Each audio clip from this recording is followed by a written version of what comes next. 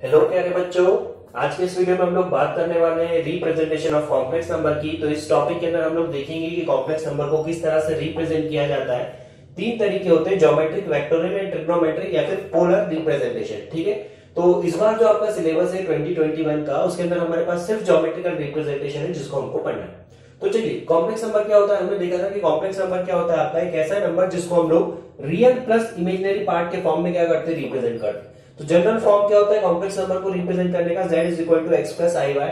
अगर हम इसका मॉड्यूलस निकालें तो लास्ट वीडियो में हमने मॉड्यूलस की बात करी थी कि modulus of complex number is equal to under root of real part का स्क्वायर प्लस इमेजिनरी पार्ट का स्क्वायर। अब हमको इस कॉम्प्लेक्स नंबर को रिप्रेजेंट करना है तीन डिफरेंट फॉर्म्स के अंदर। तो पहला जो हमारा फॉर्म आता है वो क्या होता है आपका ज्योमेट्रिकल फॉर्म।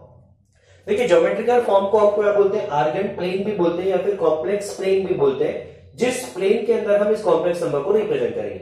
मैंने जब आपको कॉम्प्लेक्स नंबर पढ़ाया था तो मैंने आपको बताया था कि कॉम्प्लेक्स नंबर के अंदर हमारा जो नंबर एक्सिस होती है उसकी जो हॉरिजॉन्टल लाइन होती है उसके ऊपर हम रखते हैं रियल पार्ट, और इसकी जो इमेजिनरी पार्ट होता है उसको हम कहां रखते हैं, वाई एक्सिस के ऊपर। तो यहां पर देखिए मैंने एक प्लेन बनाया एक्स वाई प्लेन, इसको हम क्या बोलते हैं, कॉम्प्लेक्स प्लेन।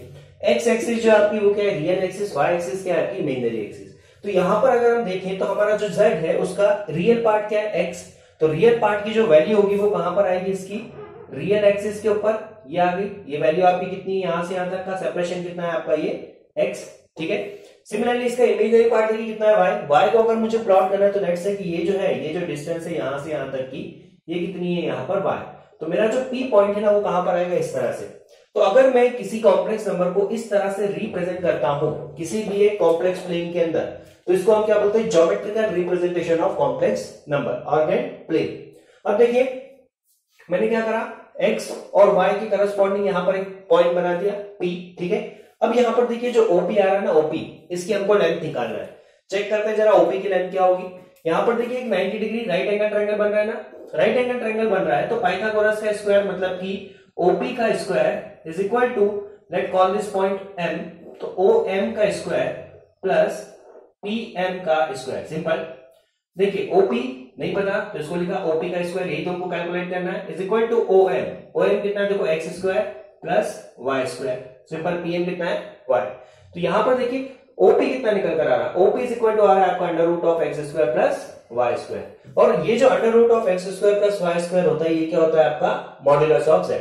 इसका मतलब क्या है कि अगर हम ज्योमेट्रिकल रिप्रेजेंटेशन कर रहे हैं किसी भी कॉम्प्लेक्स नंबर का, तो इसकी जो लेंथ होगी ना, ये जो पॉइंट आपने यहां पर मार्क किया है, इसकी जो लेंथ होगी कहां से कहां तक, पॉइंट से ओरिजिन तक, ये जो लेंथ होती है किसको रिप्रेजेंट करती है, आपकी मॉड्यूलस ऑफ कॉम्प्लेक्स नंबर को। तो हम बिना सॉल्व करें मॉड्यूलस की वैल्यू बता सकते हैं। अगर हमारे पास ग्राफ है, हम सिर्फ क्या करें, इसकी लेंथ को मेजर कर लें। नाउ सेकंड चीज यहां पर आती है, सेकंड चीज यहां पर आती है एंगल, कि ये जो हमारा P पॉइंट है इसका x एक्सिस का एंगल कितना बन रहा है। तो सेकंड चीज हमको क्या निकालनी है, यहां पर एंगल। अच्छा, एंगल कैसे निकाल सकते हो आप, बता पाओगे थोड़ा सा। एंगल के लिए हमने इसका मैग्नीट्यूड निकाला है जिसको हमने क्या बोलते हैं, मॉड्यूलस। ठीक है, एंगल कैसे निकाले, टेन थीटा लगा देते हैं। तो tan theta is equal to कितना होता है, देखो परपेंडिकुलर, परपेंडिकुलर मतलब क्या, PM अपॉन में बेस कितना है यहाँ पर देखो OM, तो ये हो गया आपका PM अपॉन में OM। ठीक है, तो देखिए PM कितना है यहाँ पर y अपॉन में कितना हो गया x। तो theta is equal to tan inverse, theta is equal to tan inverse y upon में x, theta is equal to tan inverse y upon में x। इसको हम क्या बोलते हैं, आर्ग्यूमेंट। इसको हम क्या बोलते हैं, आर्ग्यूमेंट ऑफ कॉम्प्लेक्स नंबर। ठीक है, इसको हमने क्या बोला था, मॉड्यूलस ऑफ कॉम्प्लेक्स नंबर, इसको हम क्या बोलते हैं, आर्ग्यूमेंट ऑफ कॉम्प्लेक्स नंबर। तो आर्ग्यूमेंट कितना आता है आपका, tan inverse y by x। ठीक है, तो ये हमारा क्या आ गया, थीटा आ गया। दो ही चीज चाहिए हमको इसको रिप्रेजेंट करने के लिए, किसी भी कॉम्प्लेक्स नंबर को प्लेन में रिप्रेजेंट करने के लिए दो चीज चाहिए, उसका मॉड्यूलस और उसका थीटा, जो हमारा क्या हो गया यहां पर निकल चुका है। अब ये जो थीटा है ना, आर्ग्यूमेंट जो है, ये इतना सिंपल नहीं कैलकुलेट करना। देखिए एक एग्जांपल से हम लोग समझते हैं। मान लीजिए z बराबर मेरे पास क्या है, 1 प्लस रूट 3i। ठीक है, और एक और है z2, ये z1 है और ये z2 है, इसकी वैल्यू है -1 माइनस रूट 3i। ठीक है, अब अगर आप इस फॉर्मूले में वैल्यू पुट करते हो, ठीक है, तो अगर मान लीजिए मैं z1 के लिए कैलकुलेट करने जाता हूं, तो थीटा 1 इज इक्वल टू कितना हो जाएगा, तो टेन इनवर्स y कितना है, रूट 3, तो रूट 3 अपॉन 1 कितना हुआ, रूट 3। सिमिलरली अगर मैं थीटा 2 कैलकुलेट करने जाता हूं, तो थीटा 2 कितना होगा, देखो टेन इनवर्स -√3 अपॉन -1, माइनस से माइनस कैंसिल होगा, कितना बचा √3। दोनों के लिए आर्गुमेंट सेम आ रहा है, बट दोनों के लिए आर्गुमेंट सेम होना चाहिए क्या? बिल्कुल नहीं। अगर दोनों के लिए आर्गुमेंट सेम हो गया तो हम इन दोनों को डिफरेंशिएट कैसे कर पाएंगे? बिकॉज दोनों का मॉड्यूलस तो सेम आएगा। अगर आप मॉड्यूलस निकालोगे तो मॉड्यूलस तो दोनों का क्या आएगा? सेम आएगा। y x का स्क्वायर y का स्क्वायर, तो नेगेटिव नंबर क्या हो जाएंगे आपके? पॉजिटिव। बट आर्गुमेंट इनका क्या आना चाहिए? डिफरेंट। तो यहां पर थोड़ा सा आपको प्रॉब्लम होती है इस फॉर्मूले को यूज करने में। तो इसके लिए हमको कुछ सर्टेन रूल्स को पढ़ना पड़ेगा, जिसकी मदद से हम इस फॉर्मूले को बेटर वे में क्या कर पाएंगे? डिस्क्राइब कर पाएंगे। ठीक है, तो उन रूल्स को हम लोगों को यहां पर देख रहे हैं। चलिए आर्गुमेंट के लिए हम कुछ रूल्स देख रहे हैं। अभी देखिए हमारे पास प्रॉब्लम क्या आई थी कि z1 क्या था आपका 1 + √3i और z2 था -1 + √3 तो यहाँ पर θ1 हमारा निकला था tan इनवर्स y/x, मतलब √3/1 कितना हो गया? √3। और यहाँ पर निकला था y/x, मतलब कि -√3 अपॉन -1 विच इज अगेन √3। तो दोनों की अगर हम वैल्यू कैलकुलेट करें तो कितना आ रहा है? π/6। ठीक है, sorry π/3, 60 degree, correct. But problem यहां पर ये थी कि इसका आंसर तो करेक्ट है, बट इसका आंसर करेक्ट नहीं है। बिकॉज यहां पर देखिए x नेगेटिव y नेगेटिव, और x और y नेगेटिव कहां होते हैं? थर्ड क्वाड्रेंट में। मतलब इसका आंसर जो आना चाहिए था वो कौन सा आना चाहिए था? थर्ड क्वाड्रेंट में। तो हमने जो थीटा को डिफाइन किया था ना, theta is equal to tan inverse y/x, इसके अंदर ये प्रॉब्लम है कि अगर यहां पर दोनों का साइन नेगेटिव हो जाता है तो ये उसको फैक्टर इन नहीं कर पाएगा। तो हमको यहाँ पर एक तरीका देखना है जिससे हम क्या कर सके? थीटा की एक्यूरेट वैल्यू को कैलकुलेट कर सके। तो चलिए देखते हैं। और वैसे भी हमारे पास अगर हम बात करें तो theta has infinitely many different values. ठीक है, the unique value of theta is such that -π to π। हमको जो थीटा की वैल्यू निकालना है वो क्या निकालना है? -π से π के बीच में हमारी जो वैल्यू होना चाहिए वो -π से π के बीच में होना चाहिए। इसको हम क्या बोलते हैं? Principal argument. थीटा की मैनी वैल्यू क्यों होगी? फॉर एग्जांपल अगर मैं π/3 को ऐसा लिखूं, π/3 + 2π, तो देखिए π/3 + 2π का मतलब क्या? लेट्स से कि π/3 है, तो जब आप एक बार यहां से घूमकर आएंगे तो कितना होगा? 2π + π/3 में क्या आएगा? सेम एक्सिस को रिप्रेजेंट करेगा। ऐसे ही अगर मैं इसको लिखूं n टाइम्स कर दूं, मतलब 2 बार 4 बार 5 बार घूमकर अगर सेम पॉइंट पर आऊं तो ये हमको क्या करेगा? सेम एंगल को रिप्रेजेंट करेगा। तो इसलिए हमने क्या बोला है कि हमारा जो प्रिंसिपल आर्गुमेंट होगा उसकी वैल्यू -π से +π के बीच में होना चाहिए। ठीक है, चलिए अभी हमारी यहां पर जो प्रॉब्लम आ रही थी ना कि थीटा को हम यूनिकली डिफाइन नहीं कर पा रहे थे। दो अलग अलग कॉम्प्लेक्स नंबर के लिए थीटा सेम आ रहा था। ठीक है, यहां पर हम साइन को फैक्टर इन नहीं कर पा रहे थे, तो उसका सॉल्यूशन हम लोग देखते हैं यहां पर एक एक करके। सबसे पहले तो हम बात करते हैं argument of complex number z = x + i y when x is greater than 0 y is greater than 0। हम इसको 4 कंडीशन में डिवाइड करेंगे, first quadrant, second, third and fourth. तो सबसे पहले हम बात करें फर्स्ट क्वाड्रेंट की। अगर हमारा complex number x + i y में x भी पॉजिटिव है और y भी पॉजिटिव है, ठीक है, सिंपल है, x भी पॉजिटिव y भी पॉजिटिव है, तो यहां पर जो पॉइंट आएगा आपका वो कौन सी एक्सिस के अंदर, कौन से क्वाड्रेंट के अंदर आ रहा है? फर्स्ट के अंदर। इसको हमने यहां पर मेंशन किया। अब देखिए यहां पर इसका जो एंगल बन रहा है ना पॉजिटिव एक्स एक्सिस के साथ, वो कितना बन रहा है? थीटा। ठीक है, थीटा हमारा क्या होता है? आर्गुमेंट। थीटा हमारा आर्गुमेंट है, अल्फा हम बोलेंगे एंगल जो बन रहा है उसको। तो देखिए अल्फा और थीटा यहाँ पर क्या होने वाले हैं? बराबर, क्योंकि फर्स्ट क्वाड्रेंट में, तो फर्स्ट क्वाड्रेंट में जो वैल्यू अल्फा की होगी वही क्या होने वाला है? आपका थीटा। ठीक है, फॉर एग्जांपल ये पहला वाला जो हमने देखा था, अल्फा इज इक्वल टू कितना आया था हमारा? π/3, तो π/3 हमारा क्या होगा? थीटा इस प्रिंसिपल के अंदर ये लाई कर रहा है। अभी देखिए tan अल्फा क्या होगा? tan alpha is equal to, अब एक चीज यहां पर ध्यान रखना है कि जब भी हम अल्फा कैलकुलेट करेंगे तो हमको y और x के साइन से कोई मतलब नहीं। मतलब y पॉजिटिव है, नेगेटिव है, x पॉजिटिव है, नेगेटिव है, हमको कुछ लेना देना नहीं, हमको सिर्फ अल्फा कैलकुलेट करना है पॉजिटिव वैल्यू के साथ। तो हमने देखो लिखा है यहां पर tan alpha is equal to कितना? y/x। ठीक है, मॉड्यूलस के अंदर, मतलब चाहे ये आपका नेगेटिव हो पॉजिटिव हो, ये क्या आना चाहिए? Always positive. तो tan alpha is equal to कितना था? Modulus of y/x। तो अल्फा इज इक्वल टू कितना हो गया? tan inverse y/x। नाउ जब आपका x पॉजिटिव y पॉजिटिव है, दोनों अगर आपके क्या है यहाँ पर पॉजिटिव है, तो उस केस में आपका जो अल्फा है वो किसके बराबर होगा? थीटा के बराबर होगा। बिकॉज ऑलवेज हम लोग एंगल कहां से मेजर करते हैं? Positive axis of positive x axis से। तो देखिए अल्फा भी क्या है आपका? पॉजिटिव x एक्सिस के साथ बनने वाला यहाँ पर क्या है? एंगल है। तो थीटा और अल्फा क्या हो गया? पहले केस के लिए सेम। ठीक है, नाउ सेकंड कंडीशन लेते हैं कि when x is less than 0, x is less than 0, x अगर लेस देन 0 है तो बताओ कौन सा quadrant? x is less than 0 मतलब कहां पर आ गए हम? सेकंड क्वाड्रेंट में। तो लेट्स से कि हमारा कोई पॉइंट है यहाँ पर जो कि कहां पर है आपका? सेकंड क्वाड्रेंट में। पॉइंट कहां पर है हमारा? ये है जो कि कहां पर है आपका? सेकंड क्वाड्रेंट में। अब यहां पर इसको ध्यान से समझिए, ये पॉइंट क्या है मेरे पास? x, y, x मेरा क्या है यहाँ पर? Less than 0। तो सेकंड क्वाड्रेंट में अगर मेरे पास पॉइंट आ गया तो इसके लिए मैं सबसे पहले क्या निकाल लूं, अल्फा। अल्फा किसको बोल रहा हूं मैं, इस एंगल को। अल्फा किसको बोल रहा हूं मैं, इस एंगल को।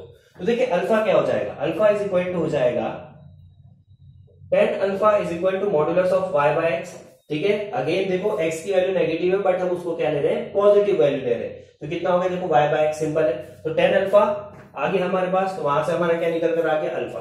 अब हमारा थीटा क्या होता है, थीटा जो एंगल बनता है पॉजिटिव एक्स एक्सिस के साथ, ये वाला जो एंगल है इसको हम क्या बोलते हैं, थीटा।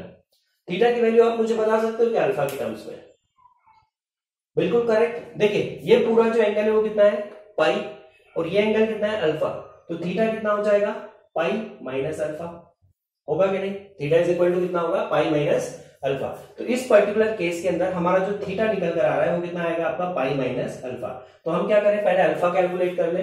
अल्फा कैलकुलेट करने के लिए हमारा जो झमेला था प्लस माइनस के साइन का, वो सब हमने हटा दिया। हमने क्या करा, डायरेक्ट अल्फा कैलकुलेट करा, दोनों वैल्यू को पॉजिटिव लेकर। उसके बाद हमको जो थीटा निकालना, जो एक्चुअल हमारा आर्गुमेंट है, उसको हमने क्या कर दिया, यहाँ पर डिस्क्राइब किया। तो अगर x की वैल्यू लेस देन 0 है, y की वैल्यू ग्रेटर देन 0 है, मतलब कि सेकंड क्वाड्रेंट में अगर हमारा कॉम्प्लेक्स नंबर आ रहा है, तो थीटा इज इक्वल टू कितना होगा आपका, pi minus alpha. Theta is equal to कितना होगा आपका, पाई माइनस अल्फा। ठीक है, एक एक करके हम लोग इनके एग्जांपल्स भी देखेंगे। पहले एक बार सारे केसेस को हम देख लें। थर्ड केस क्या होने वाला है, बोलिए फटाफट से। तो थर्ड केस आपका होने वाला है कि x is less than 0, y is less than 0। मतलब कौन से क्वाड्रेंट में आ गया, देखो x भी नेगेटिव, y भी नेगेटिव। तो x नेगेटिव, y नेगेटिव, दोनों के दोनों कहां पर आ जाएंगे, आपके थर्ड क्वाड्रेंट में आएंगे ना। थर्ड क्वाड्रेंट में x और y दोनों क्या होते हैं आपके, नेगेटिव। तो नेक्स्ट है कि मेरा कोई पॉइंट है यहाँ पर, ये ले यहाँ पर दे दिया। ठीक, पॉइंट क्या है आपका, x, y, एंगल कितना बन रहा है इसका, अल्फा। ठीक है, चलो बहुत बढ़िया। अब देखिए हमको क्या करना है, हमको यहाँ पर अल्फा को निकालना है। अल्फा कैसे निकलेगा, अल्फा निकल गया ना सर यहाँ पे, tan alpha is equal to क्या, इसका y अपॉन x मॉड्यूलस के साथ, मतलब नेगेटिव साइन को हमको कंसीडर करना नहीं, अल्फा निकल गया। हमको क्या चाहिए, थीटा। अब बताओ सर थीटा क्या होगा, थीटा या तो आपका ये होगा, ऐसे भी बता सकते हो आप थीटा, या आप थीटा को ऐसे भी डिफाइन कर सकते हो, बोथ वे आर करेक्ट। ठीक है, तो थीटा को अगर मैं ऐसे डिफाइन करता हूं, थीटा को अगर मैं ऐसे डिफाइन करता हूं, तो देखिए थीटा क्या होगा, यहां से यहां तक का एंगल कितना, पाई। तो ये लिखा मैंने कितना, पाई प्लस अल्फा, टोटल कितना हो गया आपका, थीटा। तो यहां पर आपका जो एंगल आएगा थीटा, वो कितना आएगा, पाई प्लस अल्फा। ठीक है, अगर आप इसको पीछे से देखने जाते हो, ध्यान से देखिएगा इसको, अगर आप इसको पीछे से देखने जाते हो तो ये इसका आंसर कितना होगा। देखिए एक तो पहली चीज, हम y एक्सिस के नीचे बात करें तो एंगल मेरा क्या होता है, नेगेटिव। तो इसको मैंने लगा दिया, देखो नेगेटिव। ठीक है, ये पूरा यहां से यहां तक का एंगल कितना होगा, पाई, और पाई में से कितना माइनस करें, अल्फा, बिकॉज मेरा जो एंगल है वो यहां तक है ना। तो ये पूरा कितना है, पाई, पाई में से कितना माइनस करें हम लोग, अल्फा। तो ये कितना हो गया हमारे पास, पाई माइनस अल्फा। तो ये जो वैल्यू है ना आपकी, पाई प्लस अल्फा, ये ग्रेटर देन पाई आ जाएगी। ठीक है, और हमको अगर प्रिंसिपल आर्गुमेंट निकालना है तो हमको ये जो वैल्यू है पाई से छोटी और माइनस पाई से बड़ी होना चाहिए। तो उस केस में हम किसका यूज करेंगे, उस केस में हम इस फॉर्मूले का यूज कर लेंगे। देख लीजिए यहां से आपको यही आंसर आएगा, minus pi minus alpha. Clear है ना, इधर से गए तो ये पाई प्लस अल्फा, सिंपल। इधर से आए तो ये देखो टोटल पाई था, उसमें से अल्फा को माइनस करा, लेकिन नीचे है इसलिए हमने क्या लगा दिया यहाँ पर, नेगेटिव साइन। तो इस तरह से हम लोग क्या करेंगे, यहाँ पर थीटा निकालेंगे। क्लियर हो रहा होगा आपको। एक लास्ट केस यहाँ पर हम लोग देखते हैं। लास्ट केस क्या बोल रहा है, देखो मेरा last case, when x is greater than 0 but y is less than 0, मतलब कि फोर्थ क्वाड्रेंट में आ गए हम लोग। हम लोग कहां आ गए, अभी फोर्थ क्वाड्रेंट के अंदर आ चुके हैं। तो फोर्थ क्वाड्रेंट में देखिए क्या होगा। ठीक है, फोर्थ क्वाड्रेंट में क्या होगा, मेरा आपकी कृपा से वो सब काम हो रहा है, करते हो मेरे मालिक, ओ मेरा नाम हो रहा। ये देखिए फोर्थ क्वाड्रेंट में अगर P हमारे पास पॉइंट है तो tan अल्फा, अगेन अल्फा, ये एंगल को मैंने बोला tan alpha. tan alpha is equal to क्या होगा, देखो परपेंडिकुलर, परपेंडिकुलर मतलब y अपॉन x। तो ये लिख दिया अपन ने मॉड्यूलस ऑफ y अपॉन में x, पॉजिटिव वैल्यू को tan अल्फा निकला। ठीक है, अब अगर मुझे मान लो थीटा निकालना है तो थीटा कैसे निकलेगा, यहाँ पर ध्यान से समझना है इसको, थीटा कैसे निकलेगा। ये जो पूरा एंगल है, या तो आप इसको थीटा बोल लो, ठीक है, या फिर ये जो एंगल है इसको आप क्या बोल दो, थीटा बोल दो, एक ही बात है दोनों। तो थीटा की वैल्यू देखो, अगर मैं इसको इस तरह से देखता हूं तो ये जो पूरा सर्कल बनता है ना, ये कितना होता है आपका 2 पाई। पूरा जो सर्कल बनता है ये कितना होता है आपका 2 पाई। 2 पाई में से अगर मैं अल्फा माइनस कर दूं तो मेरा क्या आ जाएगा, थीटा। करेक्ट है ना। पूरा एंगल कितना है यहां से यहां तक का 2 पाई, उसमें से अगर मैं अल्फा को माइनस कर दूं तो मेरा क्या आ जाएगा यहाँ पर थीटा। या फिर अगर मुझे इसको इस तरह से देखना है, किस तरह से देखना है, इधर से देखना है, ठीक है, इधर से अगर मुझे इसको देखना है तो देखिए थीटा और अल्फा दोनों की वैल्यू क्या है, बराबर है, but theta is equal to कितना होगा आपका माइनस अल्फा, बिकॉज ये कहां बन रहा है आपका एक्सिस के नीचे। तो यहां पर हम थीटा इज इक्वल टू कितना लिखेंगे, माइनस अल्फा। तो देखिए यहां पर मैंने आपको एक तरीका बताया जिसमें हमको क्या करना है, अल्फा को कैलकुलेट करना है। अल्फा कैलकुलेट करने के लिए हमको इससे कोई मतलब नहीं कि एक्स पॉजिटिव है नेगेटिव है, वाई पॉजिटिव है नेगेटिव है, हम सिंपल दोनों की पॉजिटिव वैल्यू, उसका जो मैग्नीट्यूड है उसको पुट करके हम क्या निकाल लेंगे, अल्फा। और अल्फा निकालने के बाद हम चेक करेंगे कि हमारा जो कॉम्प्लेक्स नंबर है वो कौन से क्वाड्रेंट में आ रहा है, और उस क्वाड्रेंट के अकॉर्डिंग हम क्या लिखेंगे, थीटा लिखेंगे। तो ये बिल्कुल कॉमन सेंस वाली बात है, अगर आप थोड़ा सा प्रैक्टिस करते तो आपको बहुत आसानी से आएगा। अब यहाँ पर हम लोग चारों जो क्वाड्रेंट है उनके एक एक एग्जांपल्स लिखते हैं और उसके लिए हम लोग अल्फा और थीटा दोनों चीजें कैलकुलेट करने का ट्राई करते हैं। चलो क्विकली एक एग्जांपल देखते हैं। यहाँ पर Z1 देखिए, Z1 क्या है आपका 1 plus root 3i, Z2 is equal to minus 1 plus root 3i, Z3 minus 1 minus root 3i, Z4 1 minus root 3i। तो ये आपका फर्स्ट क्वाड्रेंट, सेकंड, थर्ड और फोर्थ, ठीक है, सिंपल। तो देखिए फर्स्ट क्वाड्रेंट के लिए अगर मैं इसका अल्फा निकालता हूं, 10 अल्फा, अल्फा 1 मैंने इसको नाम दिया, तो 10 इनवर्स y by x, तो y by x कितना होगा, देखो रूट 3 by 1, तो रूट 3 by 1 कितना हुआ, रूट 3, 10 इनवर्स रूट 3 कितना होता है 60 डिग्री, मतलब कि पाई बाय 3। नाउ सेकंड वाले के लिए निकालते हैं, तो 10 inverse root 3 upon minus 1, correct. But alpha के अंदर हम क्या लेते हैं, मॉड्यूलस, तो ये माइनस क्या हो जाएगा आपका पॉजिटिव, तो ये कितना हो जाएगा 10 inverse root 3 which is also equal to pi by 3। Similarly जब हम इसके लिए सॉल्व करने जाएंगे तो माइनस रूट 3 माइनस 1 कितना हो गया, रूट 3, तो कितना आ जाएगा पाई बाय 3। और सेम इसके साथ होगा, जब हम इसके लिए सॉल्व करने जाएंगे तो माइनस रूट 3 अपॉन 1 कितना होगा, माइनस रूट 3, बाहर आया तो कितना रूट 3, 10 इनवर्स रूट 3 कितना होगा पाई बाय 3। मतलब कि चारों केसेस में मेरा जो अल्फा 1, अल्फा 2, अल्फा 3, अल्फा 4 सब क्या है यहाँ पर इक्वल। अब अल्फा देखो, अल्फा निकालने के लिए हमने क्या करा, सभी में सिर्फ पॉजिटिव वैल्यू को कंसीडर करा, modulus of y upon x लिया है। अब मुझे क्या निकालना है, इन चारों के लिए इंडिविजुअली थीटा का कैलकुलेशन करना है। थीटा का कैलकुलेशन करने के लिए ये चीज इंपॉर्टेंट आ जाती है कि हमारा जो कॉम्प्लेक्स नंबर है वो कौन से क्वाड्रेंट के अंदर लाई कर रहा है। तो देखिए पहला वाला केस, हमारा कॉम्प्लेक्स नंबर कहां पर है, फर्स्ट क्वाड्रेंट में। फर्स्ट क्वाड्रेंट का मतलब क्या है आपका कि x is greater than 0, y is greater than 0। तो हमने पढ़ा है कि जब x इज ग्रेटर देन 0 होगा, y इज ग्रेटर देन 0 होगा, उस केस में हमारा थीटा बराबर क्या हो जाता है, अल्फा, पहला केस। तो थीटा बराबर हमने क्या लिखा, alpha which is equal to कितना, पाई बाय 3। तो पहले वाले का जो हमारा आंसर है वो कितना है, देखो theta 1 is equal to pi by 3, simple, इसका आर्गुमेंट कितना है, पाई बाय 3। नाउ सेकंड लेते हैं, सेकंड वाला कहां पर, देखो x is less than 0 and y is greater than 0, मतलब सेकंड क्वाड्रेंट। सेकंड क्वाड्रेंट में थीटा इज इक्वल टू कितना होता है आपका, पाई माइनस अल्फा। तो यहां पर देखिए हमने क्या लिखा, पाई माइनस अल्फा, तो pi minus pi by 3 which is equal to कितना, 2 बाय 3। तो हमारा जो थीटा 2 आ रहा है उसकी वैल्यू कितनी आ रही है, देखो 2 बाय 3। सिमिलरली जब हम थर्ड क्वाड्रेंट में गए, x भी नेगेटिव y भी नेगेटिव, तो जब x नेगेटिव होता है y नेगेटिव होता है तो थीटा इज इक्वल टू कितना होता है आपका, माइनस पाई माइनस अल्फा, ठीक है। तो पाई माइनस अल्फा कितना आता है, 2 पाई बाय 3, तो ये कितना हो गया आपका, माइनस का 2 पाई बाय 3, सिंपल है। और फोर्थ क्वाड्रेंट देखिए, फोर्थ वाले में क्या हो रहा है, x पॉजिटिव y नेगेटिव, तो यहाँ पर थीटा 4 इज इक्वल टू कितना होगा, माइनस अल्फा। फोर्थ क्वाड्रेंट में हमने जब देखा था कि x अगर ग्रेटर देन 0 है, y लेस देन 0 है, तो हम थीटा को क्या लिखते हैं, हम थीटा को लिखते हैं माइनस का अल्फा। तो यहाँ पर कितना आ गया, देखो पाई माइनस पाई बाय 3, या फिर हम इसको ऐसा भी लिख सकते थे 2 पाई माइनस अल्फा। उससे क्या आप आंसर निकालेगा, आपका एक आंसर निकल कर आएगा। तो यहां पर आप देख सकते हैं कि चार मेरे डिफरेंट कॉम्प्लेक्स नंबर थे, ठीक है।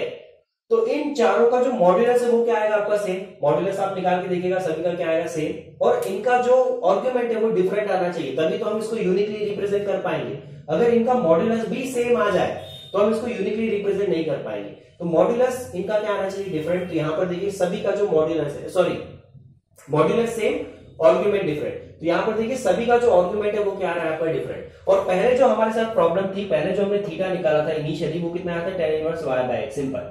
तो अगर मान लीजिए ये वाला अगर केस होता तो यहाँ पर माइनस से माइनस क्या हो जाता है आपका, कैंसिल, माइनस से माइनस क्या हो जाता है, कैंसिल। तो हमको जो है वो करेक्ट वैल्यू नहीं मिल पाती थीटा की, ठीक है। ये हमारे साथ यहाँ पर प्रॉब्लम आ रही थी, इसलिए हमने क्या करा है कि थीटा को डिफाइन किया है according to the quadrant system. First quadrant में तो थीटा ये होगा, सेकंड में तो ये, थर्ड में तो ये, फोर्थ में तो ये, ठीक है। तो आज के वीडियो में इतना ही। आज हमने ज्योमेट्रिकल रिप्रेजेंटेशन ऑर्गेन प्लेन को पढ़ा है, जो कि आपका सिलेबस का पार्ट है 2021 में। नेक्स्ट टॉपिक इसके अंदर रहता है आपका polar form, but polar form 2021 का पार्ट नहीं है, इसलिए अभी हम उसको नहीं देखेंगे, उसको हम फिर किसी एक वीडियो में, सेपरेट वीडियो में हम उसकी बात करेंगे, ठीक है। तो इतना आप इसको सॉल्व कीजिए। यहां तक बने रहने के लिए बहुत बहुत शुक्रिया। जय हिंद, वंदे मातरम।